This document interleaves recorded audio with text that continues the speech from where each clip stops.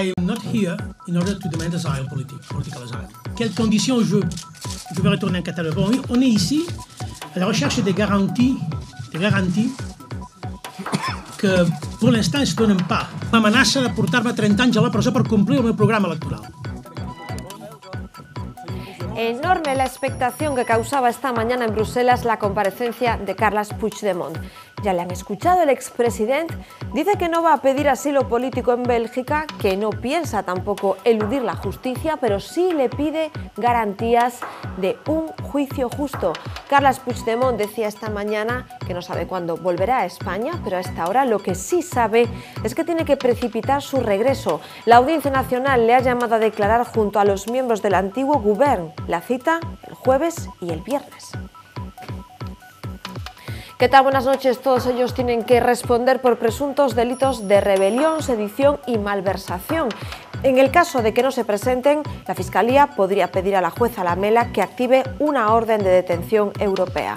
Pero no solo Puigdemont y el que fue su ejecutivo tienen una cita en los juzgados. Los mismos días 2 y 3 de noviembre, pero en el Supremo, tendrán que testificar la presidenta del Parlamento, Carme Forcadell, y los 6 miembros de la mesa. Hoy Forcadell ha tachado la cita de querella política.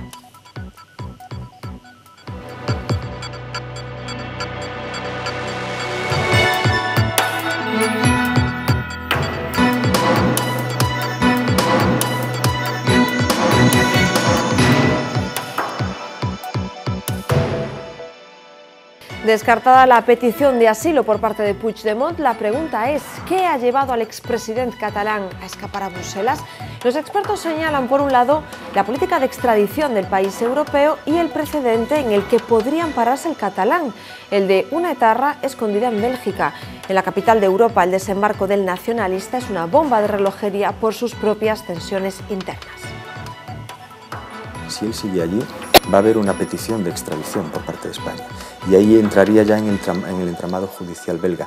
Y ahí es donde remotamente también podría tener alguna posibilidad por el precedente de la etarra Jáuregui. La cuestión de Cataluña nos parece muy complicada, comparado con de Bélgica es muy simple, ¿no? Bélgica es un verdadero galimatías identitario. El exalcalde de Vigo, Manuel Pérez, se ha sentado hoy en el banquillo acusado de haber acosado sexualmente a una trabajadora en su labor de inspector de trabajo. La mujer asegura que el acusado la tocó y la besó, insinuando que podía llegar a pasar por alto su situación irregular. El exregidor niega los hechos y tilda de fabuladora a la demandante. La mujer, a la que localizó durante una inspección, trabajaba en una panadería mientras seguía cobrando el paro. Los hechos que denuncia habrían tenido lugar cuando fue al despacho del acusado a revisar su expediente. La Fiscalía pide 1 año y medio de cárcel para el exregidor popular. Él insiste en que nunca realizó tocamientos a esta empleada. Esta mañana la localidad asturiana de Cangas de Onís ha vivido un atraco de película. La sucursal de Liberbank, en pleno centro, era asaltada por 2 toxicómanos que ya contaban con antecedentes por estos hechos. En pocos minutos y tras la llegada de la Guardia Civil se produjo un tiroteo en el que uno de los agentes resultó herido. Mientras un asaltante se entregaba, el otro quedaba atrincherado con 3 rehenes. La llegada de un negociador no evitó un trágico final. El atracador se suicidó pegándose un tiro. Hoy, 31 de octubre, es el Día Mundial del Ahorro. Para muchos, un deseo incumplido. Tengo muchos gastos, tengo 3 hijos, así que pouco. Mais ou menos estamos a vivir o día. Estás todo o mes xunta e non chegas a fin de mes. Eu, se chego a mitad de mes, xa é bastante. El último dato del INE refleja que la tasa de ahorro de los hogares cae en nuestro país al 14,8%, su valor más bajo desde el segundo trimestre de 2008. ¿Cómo conseguir ahorrar, aunque sea unos euros? ¿En qué invertirlos? Les daremos algunos consejos prácticos para mejorar su economía. Asustar a los clientes no parece la mejor manera de hacer negocio, pero esta tienda de segunda mano de Lugo opina todo lo contrario y para celebrar el Día de Difuntos ha compuesto este escaparate. Ataúdes desde 500 euros, un coche fúnebre de los 80 por 4.000 o candelabros para iluminar un velatorio por 50. todo bien visible tras el cristal. Los trabajadores de Mega Empeños, establecimiento ubicado en el barrio lucense de Milagrosa, aseguran que reciben tantos aplausos como críticas por parte de quien pasa por delante. Hoy desvelaremos todos los objetos que están a la venta, esperando, eso sí, que no cunda el pánico.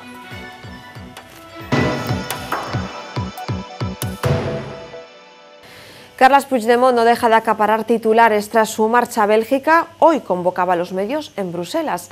Echando mano del castellano, del catalán y del francés, el expresidente aseguraba que la cuestión catalana es un asunto de índole europea. Descartaba que estuviese en Bélgica para pedir asilo, pero sí quiere garantías. Todo ello horas antes de que la audiencia le haya llamado a testificar por delitos de sedición, rebelión y malversación. Tiene que estar en España pasado mañana. Expectación total en la sala de prensa, no se cabe. Hay periodistas hasta en los pasillos. Los flashes avisan de la llegada de Puigdemont, que despeja la duda en inglés. ¿Va a pedir asilo político? I'm not here in order to demand asylum, political asylum. No ha venido a pedir asilo y prosigue en francés explicando por qué ha venido a Bruselas. Lo decidieron el viernes. Moi, j'ai décidé de venir a la Belgique. Pas la Belgique, mais à Bruxelles. C'est important de remarquer ça, parce que pour nous, Bruxelles, c'est la capitale de l'Europe. Donc, j'insiste que c'est un sujet européen. Denuncia la actitud del gobierno. Que el govern espanyol plantejava una ofensiva altament agressiva i sense precedents contra el poble de Catalunya. Un Puigdemont que dice volverá a España cuando se cumplan las garantías. Quelles conditions je vais retourner en Catalogne? Bon, on est ici à la recherche des garanties que pour l'instant ne se donnent pas a la Catalogne, en España. Consciente de que en nuestro país le esperan los tribunales. J'insiste avec une idée. On ne peut pas échapper a nos responsabilités de la justicia. Acepta las elecciones del 21 de diciembre y lanza esta pregunta al gobierno. El gobierno español, le bloc de 155, êtes-vous prêt à respecter le résultat, soit qu'il soit, des élections? Moi, oui. Arropado por 7 consellers que dicen no tener miedo. Nous sommes convaincus qu'on a actué avec une grande volonté de démocratie. Puigdemont pide paciencia a los catalanes. El poble de Catalunya li demano que es prepari per un camí llarg. Y aunque insiste, m'amenaça de portar-me 30 anys a la presó per complir el meu programa electoral. Él y sus exconsellers se quedan por ahora en Bruselas. Si no le pide asilo a Bélgica, ¿cuál es la razón de su huida a este país? Los expertos en derecho internacional coinciden. Detrás de esta marcha puede estar la política de extradición belga. Puigdemont podría tomar como ejemplo el caso de una etarra refugiada en la capital europea. Y no solo eso, hay quien piensa que en el país podría encontrar aliados dentro de los nacionalistas flamencos. El asilo es una figura vinculada a contextos de guerras, dictaduras, estados represores en los que hay ciudadanos que tienen temores fundados de que su vida o integridad física está en peligro. Dicho de una forma clara y directa, tendría que acreditar que España o está en guerra, o es una dictadura, o claramente es un estado opresor. De ahí la importancia y de ahí que era fácil prever que no lo pidiese. Con lo cual nos queda la vía judicial. La vía judicial tendría que ver con la extradición. España con Bélgica tiene una tradición reciente, además, no muy buena, porque las autoridades judiciales belgas no concedieron la extradición de una etarra. Y ahí es donde remotamente también podría tener alguna posibilidad por el precedente de la etarra Jáuregui. El impacto es mediático porque es Bruselas el corazón de la Unión Europea. Está atacando a España cuando España ha recibido el apoyo unánime de toda la Unión Europea. Con lo cual, decir que España es un Estado antidemocrático, un Estado represor, un Estado donde no hay garantías, supone decir que Alemania consiente esto, que Francia consiente esto, que Italia, que Reino Unido consienten esto. Supone atacar a toda la Unión Europea. Y permíteme, no puedo resistirme a la anécdota, ¿no? Justo después de que proclamen la República, se van a pedir garantías a una monarquía, ¿no? Como es el caso de Bélgica. Ha sido un golpe de efecto, que duda cabe, y eso lo han manejado muy bien. Y ya de paso, que no me cojan los tribunales en España. El problema es que llega un momento en el que se da con una realidad. El derecho de libre determinación no ampara a pueblos que viven en contextos democráticos. La democracia es respetar la ley surgida de contextos democráticos. Pero bueno, entre tanto estamos todos entretenidos, claro. A pesar de que a cuestión de Cataluña nos parece moi complicada, comparado co de Bélxica é moi simple. Bélxica é un verdadeiro galimatías identitario. É un estado que xa non ten nada en común, porque en Bélxica xa non hai nin terreo de discusión común. Flamencos e valóns xa non comparten nada, non comparten partidos políticos, xa non hai partidos políticos belgas, non hai sindicatos comuns, non hai medios de comunicación que ves a todo o mundo, pero é que incluso na selección de fútbol, se o seleccionador é de fala flamenca, o segundo ten que ser de fala francesa, e ao revés. En ningún sistema federal as rexións teñen competencias en política exterior. En Bélxica sí.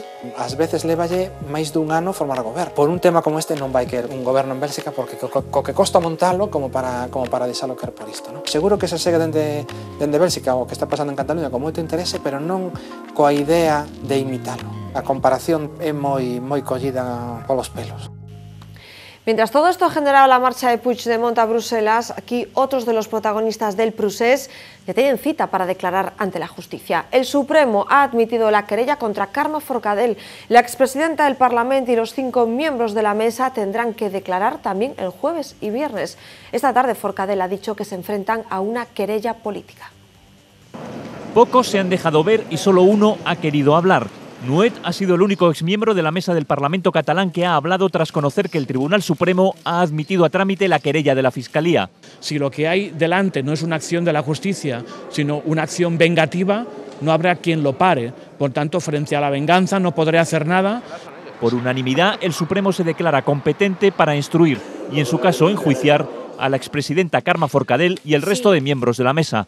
Y deja en manos del instructor Pablo Llarena precisar si han cometido delito de rebelión o conspiración para la rebelión. En su querella, la Fiscalía pedía urgencia en la instrucción del caso, y así ha sido. El magistrado ya ha citado a los investigados. Declararán el jueves y el viernes de esta misma semana. La Fiscalía también anunciaba en su querella que pedirá medidas cautelares contra ellos debido a la gravedad de los delitos, por lo que no se descarta que solicite su ingreso en prisión. La fallida declaración de independencia del pasado viernes sigue agudizando la crisis entre Podemos y su filial en Cataluña. El secretario general de Podem ha comparado hoy a Pablo Iglesias con Rajoy por intervenir, dice el partido, en esta comunidad. La dirección de la formación ya la ha contestado. Aseguran que Dante Fachín está ya fuera del partido, tanto política como orgánicamente. Otros líderes autonómicos le han instado a que recoja sus cosas y se vaya a casa.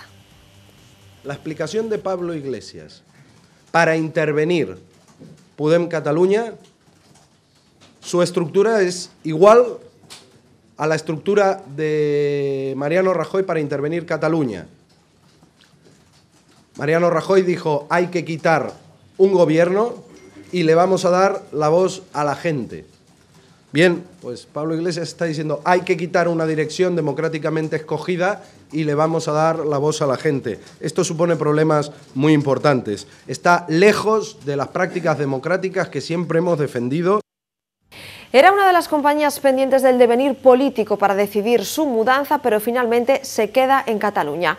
El Consejo de Administración de Freixenet ha decidido mantener la sede social de la compañía en Sant Sadurní d'Anoia, y eso que Josep Lluís Bonet tenía muy claro hasta hace nada que lo mejor era dejar la comunidad para preservar así la seguridad jurídica. En esta decisión ha sido determinante la declaración del artículo 155 que entienden que calma la situación. A día de hoy, casi 1.900 empresas han dejado la comunidad catalana. Y siguen aflorando impresiones de empresarios gallegos afincados desde hace años en Cataluña. Ellos nos están contando cómo están viviendo la situación política en la comunidad que les acogía en su día. Es el caso del empresario ourensano Sindo André Fírvida. Hace 15 años instaló su negocio en Cataluña. El nombre de la compañía, la verdad es que lo dice todo, Galuña.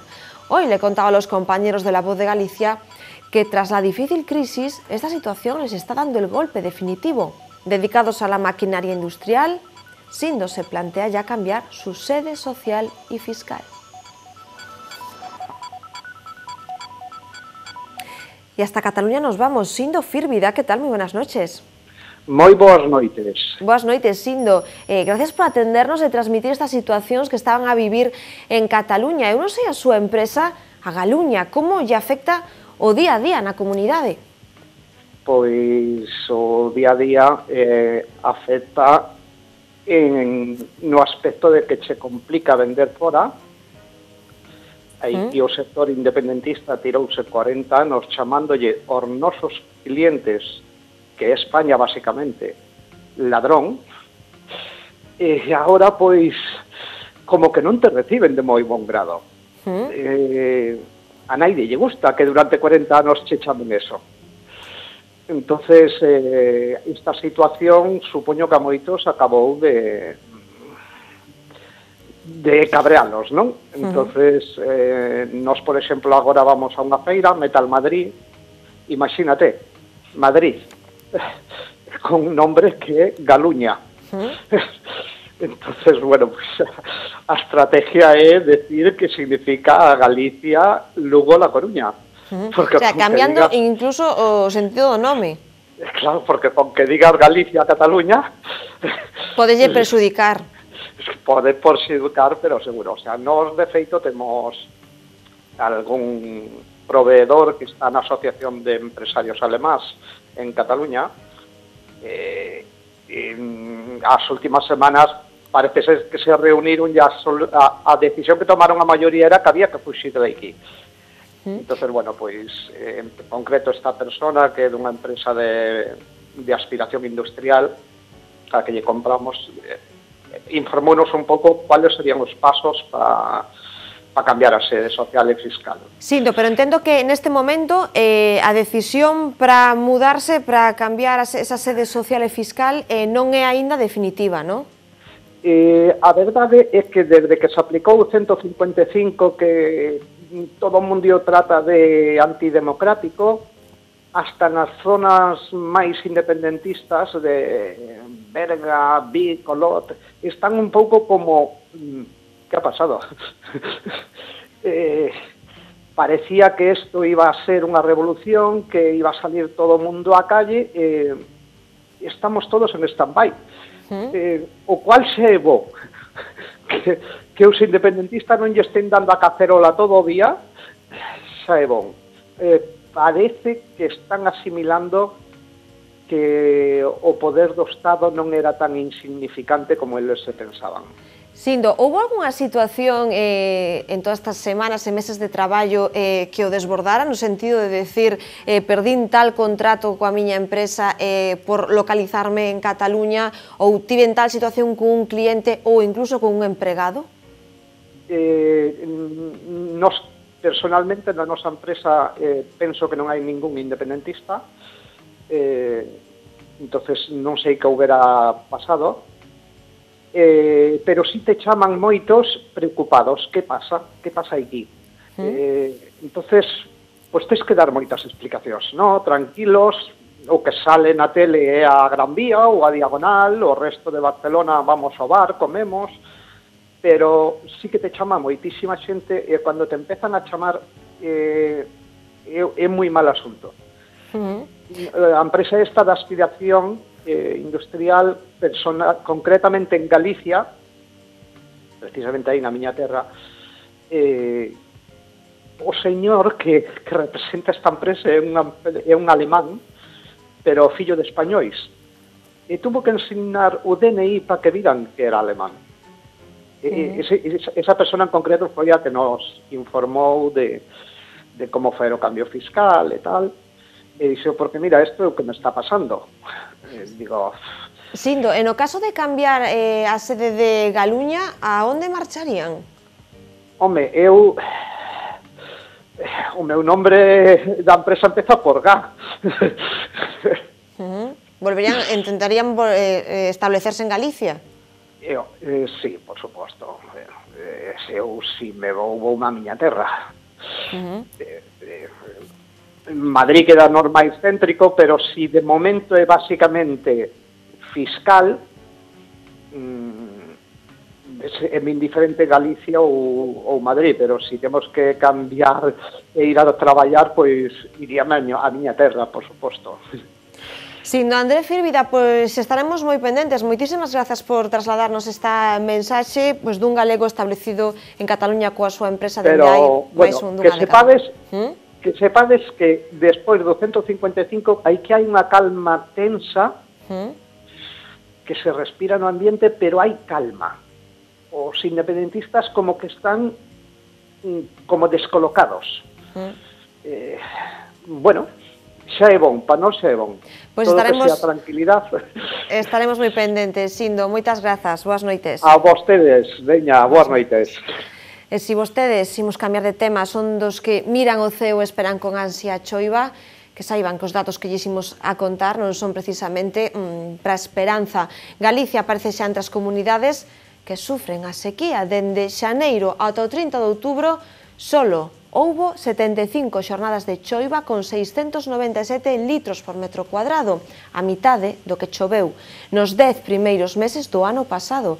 Se nos próximos 3 meses, si son secos, entraremos en situación de emerxencia. Estas acequias han regado los campos de la huerta murciana desde el siglo VIII, pero mañana ya no pasará ni gota de agua. Es un desastre puro. Y así durante un mes y medio. No se puede dejar sin regar 1 mes, 2 meses. Hay 44 millones de árboles frutales y cítricos en riesgo. Si le pudiéramos echar siquiera que fueran 3 días a la semana, pues por lo menos que no se nos sequen los árboles. Son las restricciones más duras desde el año 95, pero no solo Murcia. Este es el río Arenteiro en Ocarballiño, se puede cruzar a pie sin mojarse. La gente mayor no recuerda una sequía así. Está un 93% más bajo de su capacidad. En los últimos 10 meses solo ha llovido 75 días en Galicia. Incluso el agua potable en los grifos no sale limpia. Y observen cómo está el pantano del Ebro en Cantabria, al 24%. Tendrá que nevar muchísimo para que podamos recuperar una lámina de agua medianamente normal. Hoy termina el octubre más seco de los últimos 22 años. Pleno con gran efecto se espera en la sociedad el que se vivirá la próxima semana en el Parlamento de Galicia. Los incendios llegan a la Cámara como tema prácticamente único. El presidente de la Xunta va a comparecer en O Hórreo para dar explicaciones sobre la ola de incendios que hace más de 2 semanas arrasaba 35.000 hectáreas. Prácticamente todas las iniciativas de la oposición versan sobre el tema. En Marea, PSDG y BNG están de acuerdo en poner en marcha una comisión de estudios sobre los incendios. Desde el PP, Pedro Puy mantenía hoy que ese estudio no procede hasta escuchar al presidente. La oposición cree, sin embargo, que sería un mecanismo ágil que podría haber quedado constituido hoy mismo. Y este es el mapa de riesgo de incendios que dibuja en este martes la Xunta. Como ven, prácticamente con un pie en el mes de noviembre, el riesgo sigue siendo extremo en varias comarcas del interior y sur de Ourense, una amplia zona de la comarca do Deza y en el sur de Lugo. Rojo de riesgo también el que se pinta en la provincia de León, muy cerca del límite con Galicia. Por suerte, otro mapa, el de la previsión meteorológica, plantea un cambio de tendencia esta semana. Mañana parece que entrarán las lluvias que caerán con fuerza el jueves. Las temperaturas se suavizan y aumenta de forma considerable la humedad en el ambiente. En unos minutos, Xavi Fonseca nos da los detalles. Libertad con cargos para los 6 detenidos por descargas ilegales de pescado en el puerto de Vigo en el marco de la operación Gobi. 4 de ellos son policías portuarios y los otros 2 son personas relacionadas con la cooperativa de armadores de la ciudad olívica. 3 de los arrestados han pasado esta mañana a disposición judicial. La investigación apunta a un entramado que se dedicaba a la venta ilegal de pescado, tanto especies no autorizadas como tamaños no permitidos. Los agentes portuarios harían la vista gorda y cobrarían en especie, sobre todo con atunes y peces espada que después también vendían en el mercado negro fuera del circuito legal de comercialización. Durante la operación se incautaron 300 kilos de pescado ilegal. Una tercera parte eran lomos de atún que pasaron directamente del barco a un coche, sin las mínimas condiciones de transporte. El puerto de Vigo pide no descalificar a policías ni armadores, recordando que hay 89 policías honestos y buenas personas. Esta mañana también en los juzgados de Vigo se sentaba en el banquillo el exalcalde de la ciudad, Manuel Pérez. Se le acusa de acosar a una mujer a la que recibió en su despacho cuando trabajaba como inspector de trabajo.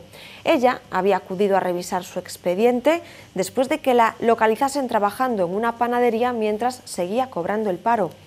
La mujer ha contado que el acusado la piropeó para a continuación tocarle una nalga y un pecho mientras la besaba en la boca. Según ha relatado ante el tribunal, salió llorando del despacho después de que el acusado le insinuase también que podría pasar por alto su situación irregular. La demandante Ha recordado que antes de acudir a la cita, su jefe le habría recomendado ser amable con el inspector. El acusado, Manuel Pérez, ha negado tajantemente haber acosado sexualmente a esta trabajadora. El fiscal mantiene para él una petición de 18 meses de cárcel. Y la audiencia de Pontevedra juzgaba hoy a Juan José Reivila, acusado de tratar de matar a su yerno con un hacha y de causar lesiones a su hija en Ogrove. Los hechos ocurrieron en abril de 2015, cuando el acusado se presentó en el domicilio familiar, según la Fiscalía, con la intención de matar a su yerno en presencia de su hija y su nieto porque no quería que estos ocupasen la vivienda. La intervención del menor de 12 años pudo evitar el fatal desenlace. Acusado y víctima han contado ante la sala hoy sus versiones. La Fiscalía pide para Juan José 14 años de cárcel por un delito de asesinato en grado de tentativa y otro de lesiones en el ámbito familiar. No sé, pues yo lo golpeé como cogí el hacha y le golpeé. ¿Cuántos golpes le dio por ese lado? Pues no sé, 2 o 3, hasta que me rompió el hacha.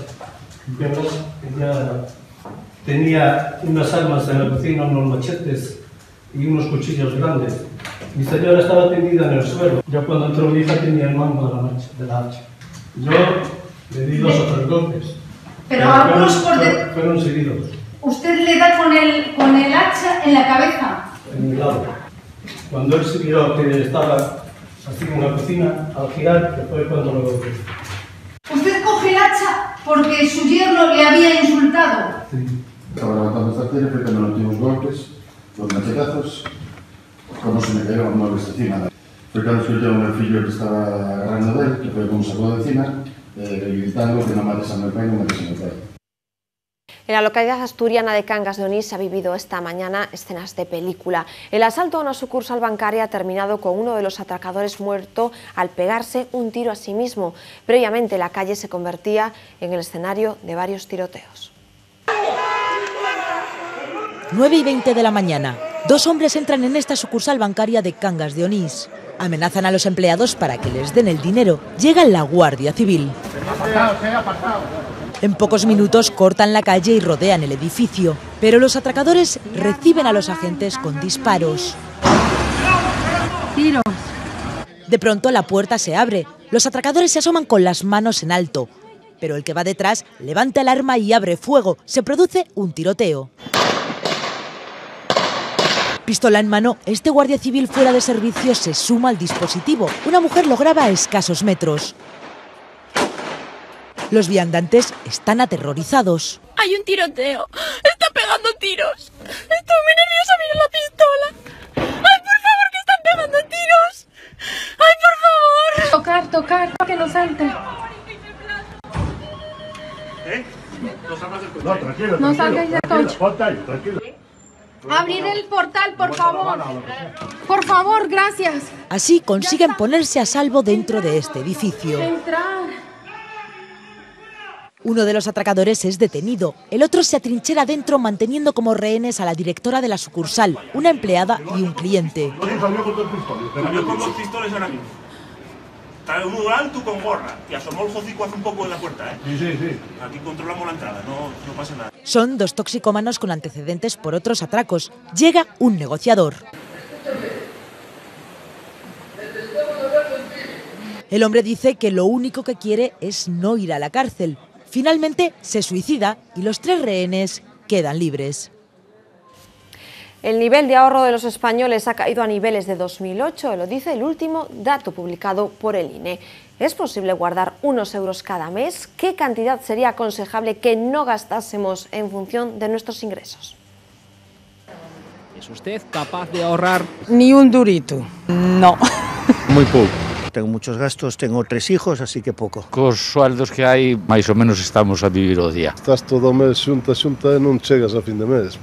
Se chego a mitad de mes, xa é bastante. La tasa de ahorro de los hogares españoles en el segundo trimestre de este 2017 cae al 14,8%. Es el peor registro de la década en un periodo similar en niveles del 2008. Posibilidades de aforro? Hainas, sí, por suposto. Todo depende de los ingresos, pero la economía doméstica permite ajustes. Si no noso fogar nos decantamos por unha fórmula de calefacción ou de auga quente, por exemplo, sobre a base dunha materia prima como é a electricidade ou é o gas. As diferencias poden ser importantes e alcanzar cantidades superiores aos 200 ou 300 euros anuais. Y mucho ojo a la hora de hacer la cesta de la compra, de elegir compañía telefónica, de internet y de contratar un seguro. Las diferencias en el bolsillo pueden superar entre los 3 factores los 100 euros al mes. Tenemos que comparar en absolutamente todos los productos. Y para los que consiguen guardar unos euros... Una cuenta a plazo nunca va a ser una fórmula de alta rentabilidad para tus ahorros. Los productos que yo veo con más futuro para una persona normal son los fondos de inversión. Que si un banco quiebra, el fondo de inversión está en una bolsa aparte, no va a pasar nada con ese dinero. Los expertos aconsejan también que pensemos en el mañana. Lo recomiendo encarecidamente. Un fondo de pensiones, ya sé que la gente dirá, es que no me llega el dinero para hacer un fondo de pensiones, pero son 50 euros al mes cuando puedas. Un mes que puedes más, mete más. Mete todos los meses un poquito, es dinero, ya sé que es un esfuerzo, pero es muy importante en el escenario que vivimos. Ganen lo que ganen, los expertos aconsejan que lo mejor es no dedicar más del 50% de los ingresos a los gastos corrientes, que otro 30% puede invertirse cada mes en gastos personales y que el 20% restante, lo mejor es ahorrarlo. Echen cuentas. 14 personas detenidas en una operación contra una banda dedicada al blanqueo de dinero. Parte de las propiedades que adquirían estaban en A Coruña. La organización criminal actuaba también en Gran Canaria, Tenerife y Fuerteventura. La investigación de la Policía Nacional demostró que los delincuentes blanqueaban el dinero procedente de actividades relacionadas con el narcotráfico. Para dificultar su identificación, usaban testaferros y enmascaraban la procedencia de los fondos. Trama de extracción y venta de marisco ilegal. Grupos organizados y violentos de furtivos utilizaban 3 depuradoras clandestinas, una en una casa en Boiro y otras 2 en Outes y Santiago. Habrían distribuido toneladas de bivalvos sin control sanitario. La operación Entre Rúas suma ya 27 detenidos y más de 5 toneladas de marisco decomisadas. Los sanitarios gallegos contarán con un interlocutor policial para reducir las agresiones. El delegado del Gobierno ha transmitido hoy la preocupación del Ejecutivo Central por el incremento de las agresiones. Esos interlocutores son profesionales designados por Guardia Civil y Policía Nacional para que haya un contacto más fluido. En el primer semestre de este año se registraron 174 episodios de violencia solo en la sanidad gallega. En A Coruña protegen así uno de sus árboles contra el botellón. Es un ombú que está en los jardines de Méndez Núñez. La Asociación Ecologista Arcoiris había denunciado que el árbol, único de esta especie en la ciudad, sufría cortes por navajas e incluso los orines de aquellos que se dan cita en el botellón. Se ha colocado una capa de corcho y después de brezo. El diccionario de la Real Academia Galega alcanza los 15 millones de búsquedas en lo que va de año. Se ha notado el incremento en los últimos meses hasta llegar a las 55.000 consultas diarias. Lo más curioso es la palabra más buscada del mes. Conacha despertó toda la curiosidad, seguida de afouteza, maíz o lusco e fusco.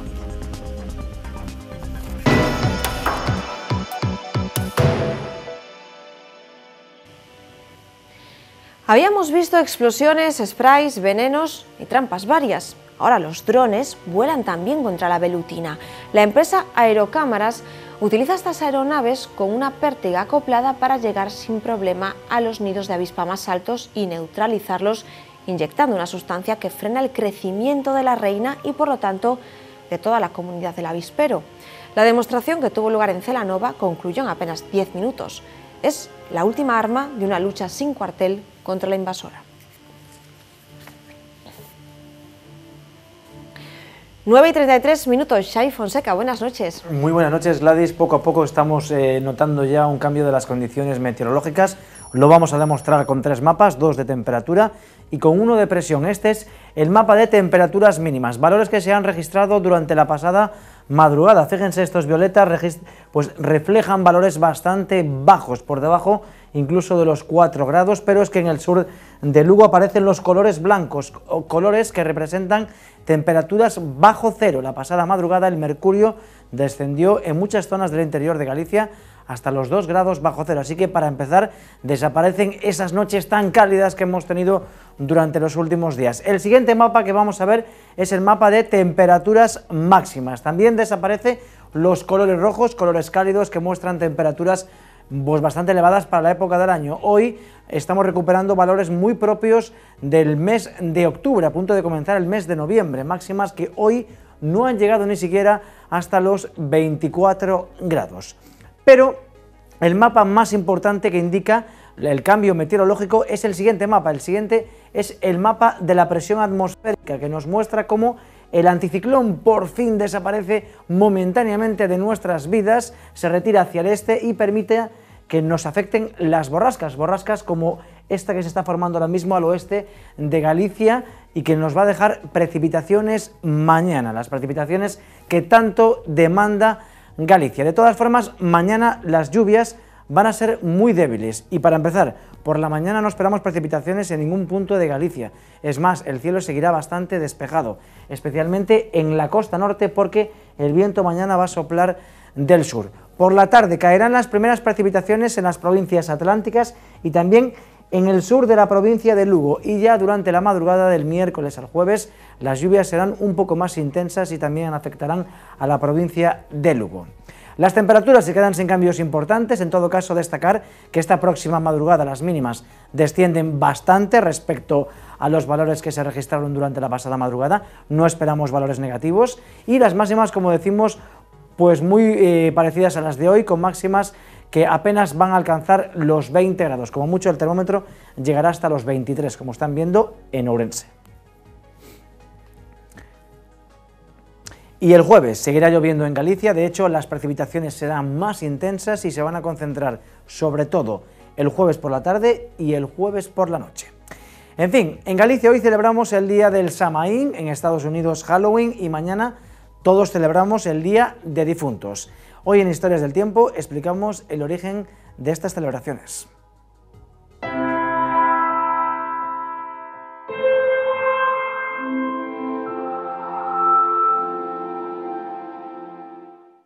El ser humano ha vivido pendiente de lo que sucedía en el cielo durante el 90% de su propia existencia, porque en las estrellas encontró un calendario que le avisaba de cuándo llegaría el frío y cuándo llegaría el calor.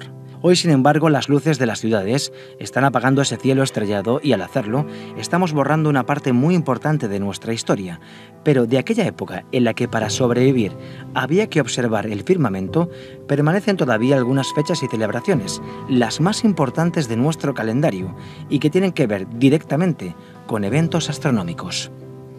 Los momentos clave del año astronómico son los solsticios y los equinoccios. Tanto unos como otros definen algo fundamental más allá del paso de las estaciones.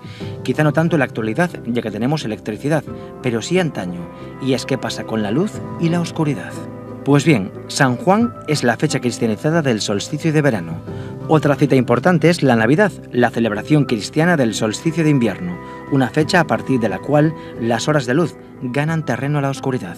Pero además en el ecuador de cada estación están los llamados cruce de cuartos. Los más importantes son el del 2 de febrero y el del 31 de octubre. El 2 de febrero marca un punto a partir del cual las jornadas comienzan a ser más largas, hay más horas de luz, un día en el que tienen lugar celebraciones como la Candelaria en Galicia o el Día de la Marmota en Estados Unidos. Y el 31 de octubre, el último cruce de cuarto entre el equinoccio de otoño y el solsticio de invierno, define el momento a partir del cual la oscuridad gana terreno a la luz. Cada día que pasa a partir de ahora es más corto y la noche más larga. La civilización celta fue consciente de este cambio astronómico y decidió organizar su vida en torno a esta fecha, proclamando la noche del 31 de octubre al 1 de noviembre como el fin del año celta y el periodo de cosechas y el comienzo de año nuevo o estación oscura. Era el día del Samaín. Durante esa noche especial encendían hogueras y organizaban rituales para evitar que los muertos se adueñasen del reino de los vivos. Una celebración que años más tarde sería nuevamente cristianizada, manteniendo eso sí el mismo espíritu de homenaje a los fallecidos. Y de ahí viene la celebración del Día de los Difuntos en nuestro país y también del ya famoso Halloween en los Estados Unidos.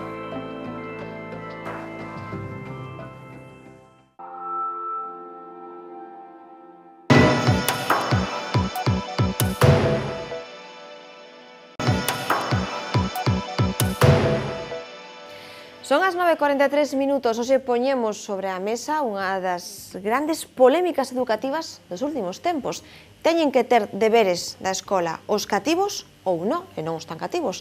Tras aquela rebelión, seguro que a recordan da folga de deberes, hoxe queremosles falar de datos ou de conclusións, e que un estudio que está moi cercano no tempo, que desenvolveron expertos da Universidade da Coruña, Oviedo e Miño en Portugal, determina que os deberes non son unha cuestión de tempo, sino máis ben de calidade. Non é o tempo que se emprega en facelos ou que teñen os nenos que gastar en facelos, senón a calidade desa tarefa. E que maior tempo de deberes, o que significa, o maior tempo de deberes non significa precisamente mellor rendemento académico. A ver se o resumín ben, porque non é moi sinxelo. Antonio Valle, que tal? Moi boas noites. Moi boas noites. Ti foches un dos expertos que chegou a estas conclusións neste traballo. Díxeno ben, non significa ter deberes un peor ou mellor rendemento académico? Seguro que aí fallei en algo, porque claro, nas definicións das investigacións son moi precisas. Non é fácil simplificarlo e resumirlo en tan poucas palabras, non? Pero o que sí é certo é que a maior parte dos debates e das controversias que de vez en cuando xurden un pouco en torno a este tema, pois veñen dadas sobre todo por cuestións de que desde diversas frontes se indica de que os nosos rapaces e rapazas dedican demasiado tempo, é dicir, dedican demasiado tempo a facer os deberes. É dicir, que teñen, en xeral, hai queixas xeralizadas de que teñen moitísimos deberes, moitísimas... Claro, entendo que non é unha cuestión de sí ou non, sino que, claro, hai moitos casos.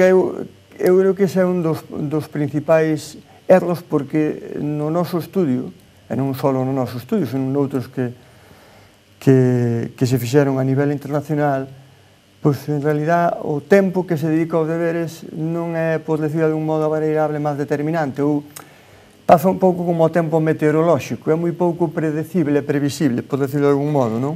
Claro, é que entendo, en todo isto, vostedes nas súas casas dirán, pois os meus cativos fan os deberes, claro, que depende tamén da idade. Nunha hora, hai outros que están 4 ou 5 horas. Cando é moitos deberes? A ver, cando... Eu creo que o da cantidade de deberes eu creo que é moito máis relevante, como decías ti ao principio, centrarse, eu creo que debemos de enfocar o asunto un pouco en como se fan os deberes e non tanto en cantos deberes se fan, non? Porque eu creo que para seguir un pouco o paralelismo que é o proceso de aprendizaxe, porque ao final os deberes é unha ferramenta que debe de estar ao servicio dun aprendizaxe de calidade por parte dos alumnos. Por lo tanto, se falamos de aprendizaxe de calidade e falar de aprendizaxe de calidade, todos sabemos un pouco a que nos referimos, é dicir, é aquel tipo de aprendizaxe que un estudiante o considera útil, o considera significativo, considera, é dicir, que lle sirve para algo, non? Lle é útil. Poderíamos decir, entón, deberes sí, pero que lle aporten algo despois do horario da escola, claro. Por suposto, eu creo que é un asunto absolutamente fundamental, é unha das claves do tema da prescripción de deberes. É dicir, temos que facer un grandísimo esforzo por chegar a unha prescripción de deberes de calidade, non? É dicir, enfocalo máis hacia o proceso, non? É dicir, de como o rapaz fai os deberes. Porque, ao final, eu creo que ese é o elemento ou unha das pistas que nos vai a decir se efectivamente os deberes lle van a servir para algo ou non.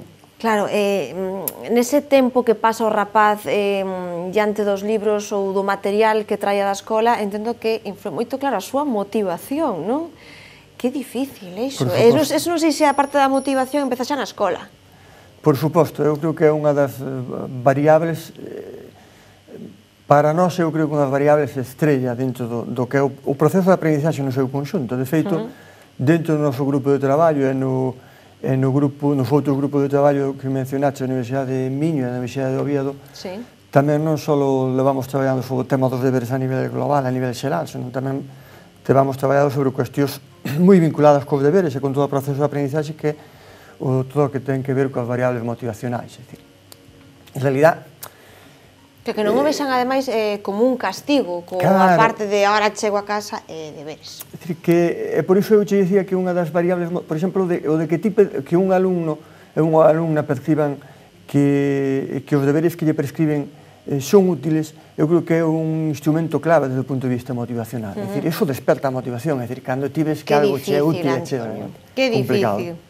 Entón, teñen que cambiar moitos deberes. Eu non vou a generalizar porque non sei como son os deberes, neste caso, de toda Galicia, pero non debe cambiar moitos materiais?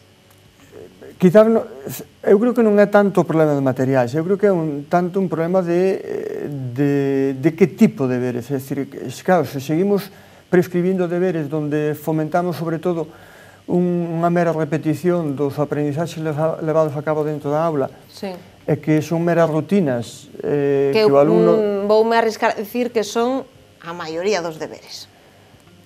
Bueno, eu non me arriscaría tanto, pero, bueno, se ti llegares que arriscar, pois igual, eu diría que un porcentaxe importante de deberes seguramente vai nesa línea, porque se non fora así, seguramente igual non habería tantos problemas e tantas controversias polo tema, debates tan enfurecidos, diría eu, non? Pero nesta controversia entendo que tamén a parte dos pais, porque eu entendo que nese proceso no que os cativos, no tempo que pasen facendo os deberes, influe moito a actitude dos pais de cara a esas tarefas, que teñan tempo ou non? Bueno, eu diría que ese é un problema do que falan os pais, é dicir, falta de tempo, pero nos comprobamos, a ver, non fai falta que comprobamos, non, é unha cuestión de sentido común, é dicir, os deberes non son para os pais, son para os fillos. Entonces, se queremos, é dicir, o que todos pretendemos fomentar, e a educación é un dos pilares básicos para o fomento da autonomía ou dun aprendizaxe autorregulado, e dun aprendizaxe que chega a levar a cabo o alumnado por si mesmo, non? Entonces, se seguimos facendo que os pais fan unha especie de axudas moi directas, axudas, e moitos dirán, hai moitos traballos que facemos directamente os pais. Efectivamente, eu creo que iso é negativo para o proceso de aprendizaxe. Eu creo que hai que decirles aos pais e ás nais que deben de olvidarse disso, é dicir, deben de proporcionar soporte e apoio afectivo, motivacional, etcétera, pero en ningún caso levar a cabo unha axuda directa con respecto aos deberes. Se os deberes non se ten algunha dificultade... Axudar. Ou non, a ver...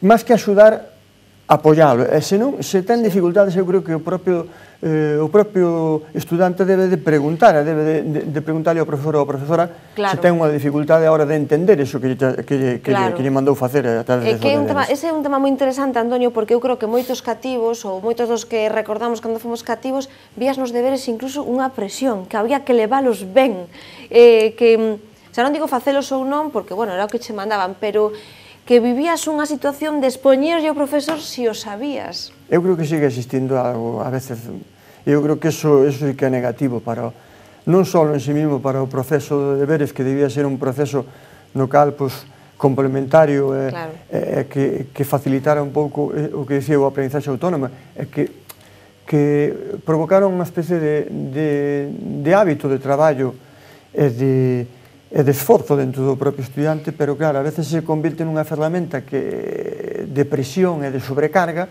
iso deixa de ser algo positivo para o aprendizaxe, indudable, non? Entendo, Antonio, que neste traballo non defendedes iso da folga de deberes, nin a desaparición total dos deberes, non? Que non vai a ser a solución, entendo. É que nós eu creo que non entramos dentro desa dinámica porque non é a nosa función, é dicir, nós, cando a veces nos preguntan moi directamente deberes non, a mí non me gusta responder que sempre simplificamos. Claro, porque pasa o mesmo como a da folga ou de facer ou non facer deberes. Nós simplemente o que mostramos é, elaboramos un estudio que, por certo, foi a raíz de que nos percibimos de que había unha escasez de investigación empírica sobre ese tema dentro, non só en Galicia, sino a nivel estatal. Efectivamente, nos recollimos evidencias empíricas, os nosos datos dixeron unha serie de cousas e é un pouco de transmitir a sociedade. E unha das cousas que dixeron é que, en principio, así a nivel xeral, parece ser que é mellor facer deberes que non o facer. Sí. Así como unha especie de, como unha cousa, un lema, por decirlo de algún modo. En principio, é mellor facelos que non facer. Entonces, de posicionarnos en favor ou en contra dos deberes ou da, pois eu creo que, educativamente falando, eu creo que non é moi positivo para a comunidade educativa estar en enfrentamentos un tanto a veces guiados por un pouco por emocións, máis que por evidencias. E por opinións tamén. E por opinións tamén. Que complicado tema tendes ao vosso cargo, Antonio, porque isto sigue adiante. Antonio Valle, moitas gracias por estar hoxe aquí. Moitísimas gracias a vos. Moi interesante, boas noites. Gracias. Os veciños do barrio lucense da Milagrosa e numerosos curiosos agólpanse nas últimas horas diante do escaparate dunha tenda. E que ganaron, esa tenda ganou a pulso ser o máis terrorífico da cidade da Muralla, porque ali dentro hai o que van a ver dende ataúdes ata un vehículo fúnebre.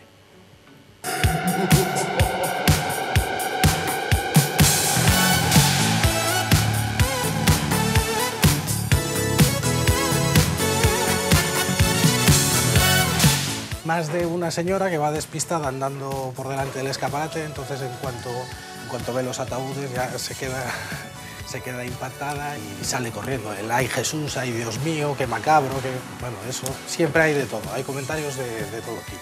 Llevamos prácticamente todo el día recibiendo felicitaciones por el escaparate, tanto por teléfono como la gente aquí en tienda. Realmente una vez que lo ves acabado es cuando merece la pena. Aquí se vende todo.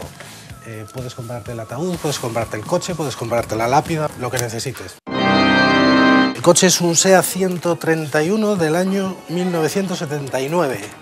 Es una joya que le hicimos la rehabilitación y la verdad está en un estado impecable. El muerto viviente es una de las grandes ideas que aporta el equipo. Es un mecanizado básico de un motor con con un eje que lo que hace es incorporarlo y bajarlo automáticamente. Está electrificado, trabaja él solo.